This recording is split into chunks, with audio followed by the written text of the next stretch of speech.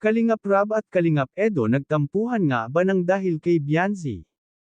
Ito ang pag-uusapan natin maya-maya lamang, pakiusap patapusin ang video para malaman ang nilalaman nito at kung bago ka pa lang sa aking YouTube channel paki-subscribe para lagi kang updated sa video ng mga kalingap. Isang mapagpalang araw sa inyong lahat mga kalingap. Dito nga mga ka-viewers Kalingap Edo at Kalingap Rab nagtampuhan nga ba ng dahil kay Bianzi? Mga ka-viewers dito nga ay humingi ng paumanhin si Kalingap Edo kay Kalingap Rab dahil sa mga nangyari. Dahil itong mga huling araw nga ay laging kasama ni Kalingap Edo si Bianzi sa pag-i-scout.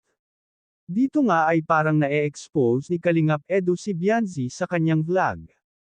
Kasi di ba mga kalingap ang problem ni Kalingap Edo kay Kalingap Rab ay hindi niya ipapakita si Bianzi sa kanyang vlog hindi kasi maiwasan na nahahajep si Bianzi sa kanyang vlog.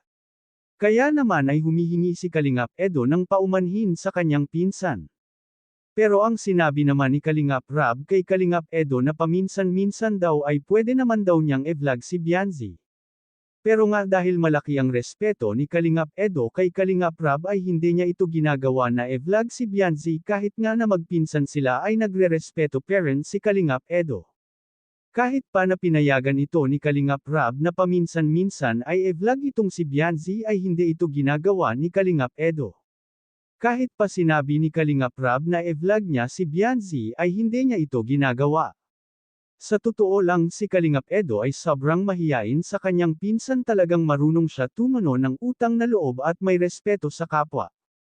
Lalo na sa kanyang mga kamag-anak, kita mo nga pag pumupunta ito sa bahay ni Kalingap Rab ay hindi ito basta-basta na pumapasok naghihintay siya na tawagin ito bago papasok, kaya nga sa ugali na pinapakita ni Kalingap Edo ay maraming humahanga sa kanya isa na doon si Bianzi dahil alam ni Bianzi ang ugali ni Edo, kaya nga siguro ay nahulog ang loob ni Bianzi dahil sa taglay na ugali ni Kalingap Edo.